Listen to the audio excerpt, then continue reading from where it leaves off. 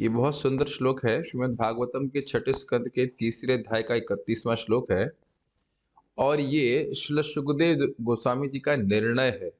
देखिए, किसी भी संबंध में कोई महान व्यक्ति का निर्णय होता है तो उससे लोगों का विश्वास होता है। तो इस अजामिल के प्रसंग को सुना करके, यमराज जी की उक्ति सुना करके और दिखा कर देखिए, अजामिल जैसा पापी भी अनजाने में नाम उच्चारण करने से मुक्त हो गया। अब सुखदेव गोस्वामी जी अपना निर्णय दे रहे हैं। तस्मात् संकीर्तनं विष्णोर्जगन्मङ्गलमंहसाम् महतामपि कौरव्य विद्धि एकांतिक निष्कृतम।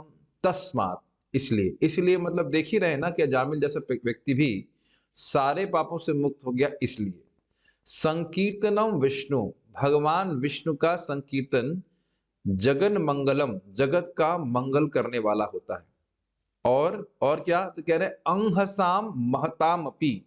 अंसाम का मतलब होता है पाप और महता का मतलब समझ रहे हैं बहुत अधिक।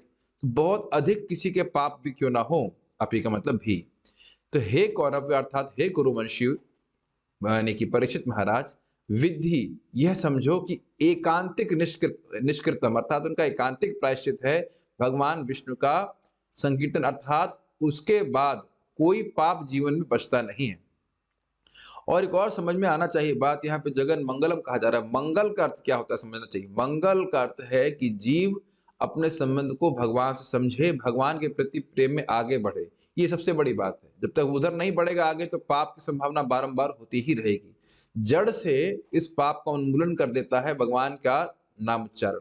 तो कह रहे हैं कि भगवान का नाम उच्चारण यह सबसे बड़ा मंगलमय कार्य है जीव के लिए। और किसका निर्णय है ये? सुखदेव गोस्वामी जी का निर्णय है। किसके सामने है? परीक्षित जी के सामने। और किनके बीच में है? महान महान ऋषि बैठे हुए, कोई ऑब्जेक्शन नहीं कर रहा कि नहीं कुछ और भी है।